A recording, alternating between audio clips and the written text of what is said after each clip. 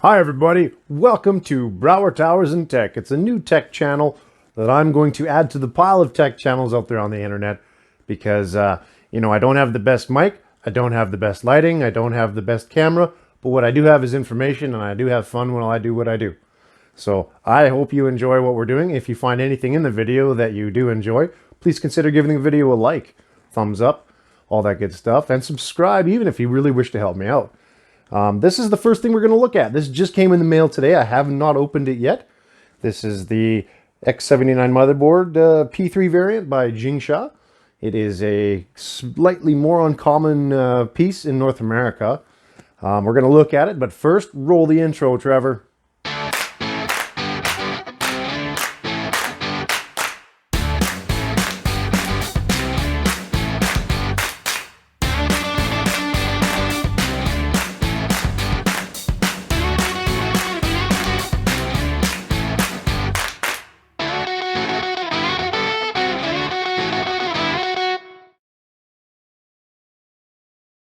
So this wonderful thing, I am a huge fan of anything on the X79 platform. Yes, it is outdated.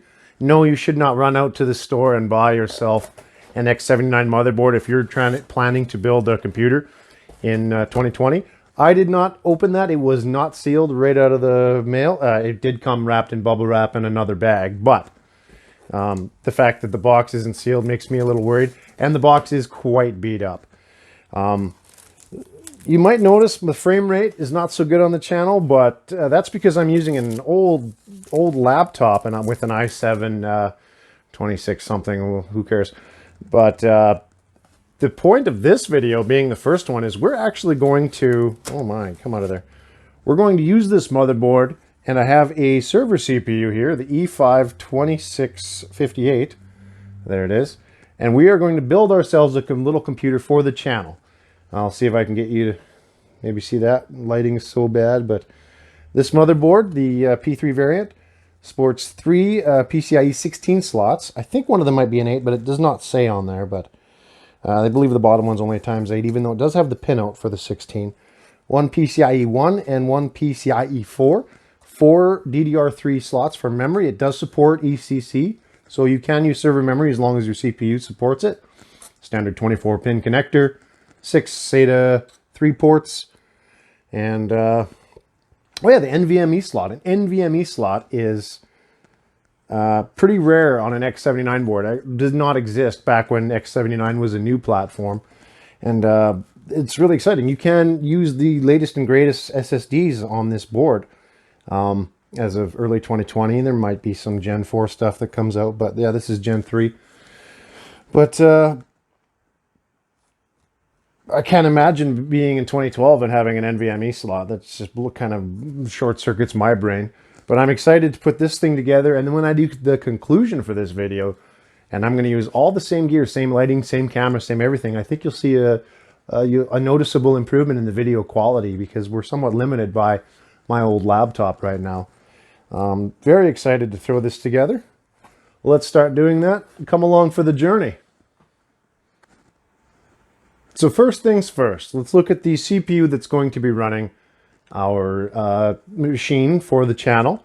This current machine, we're probably going to have all kinds, but the E5-2558 or 2658, excuse me, is an 8-core, 16-thread processor.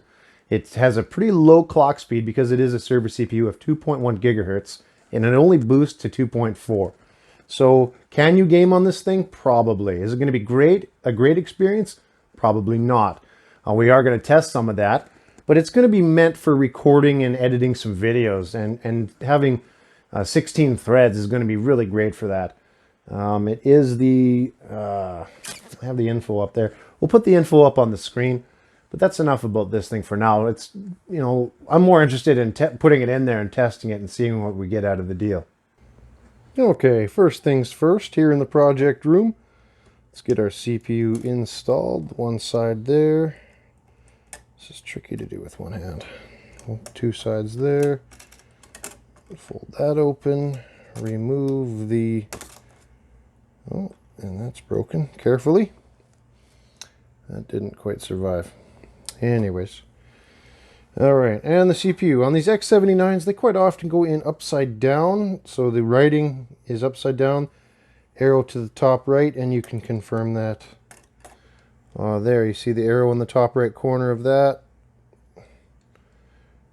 See if I can get some light on there. Arrow in the top right corner of that. And they just match up. So we'll open this again.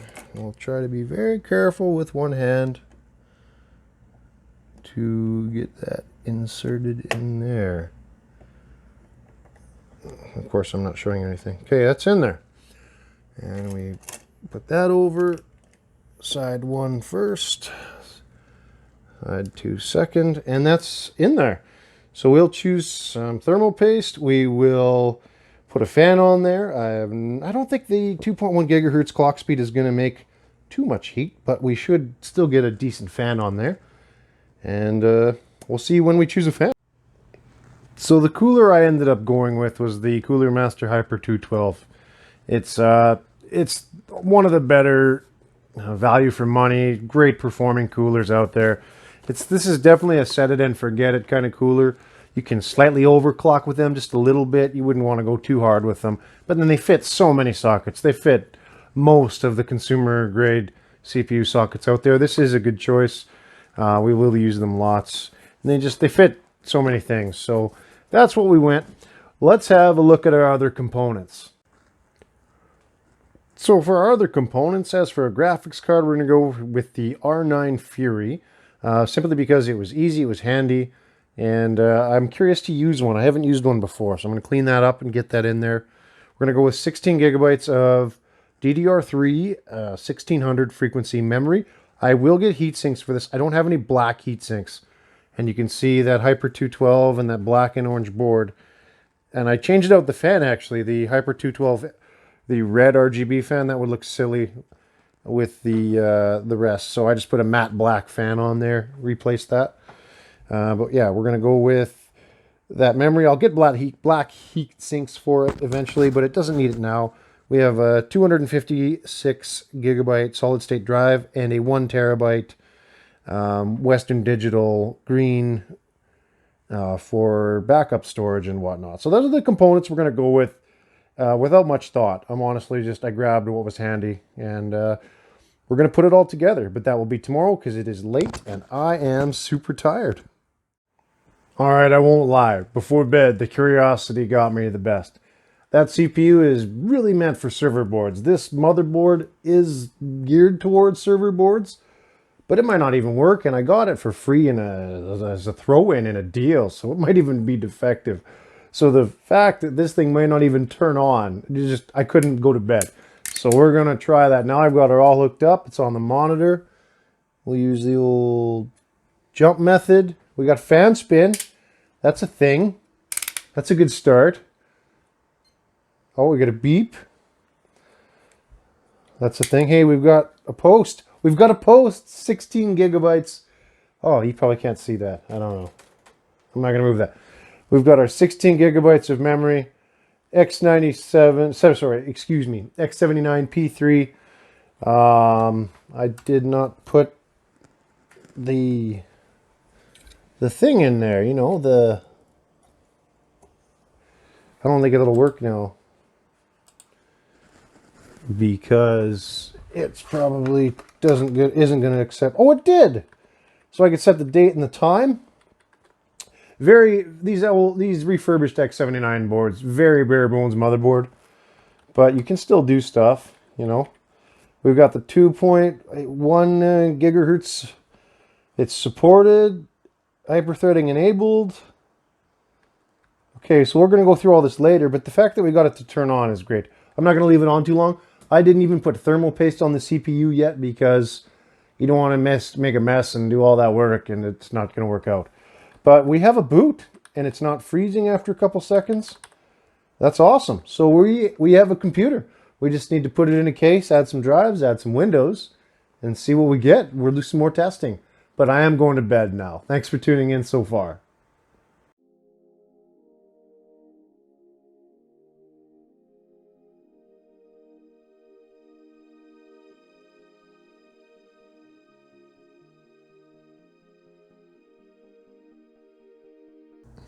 All right, everybody, we've chosen our case. We're going to go with the Matrix or Matrex 55. You're going to see this case quite a few times on this channel. It is my personal favorite. It's affordable. It has tons of room for fans. Nice, really nice, solid glass side panel with some tint, RGB on the front, controller. This is my favorite, let's call it budget case. I think this is the biggest bang for your buck I've seen by far. So this is the one we're going to use. Stay tuned while we get all our components in our case and take it for some benchmark test drives.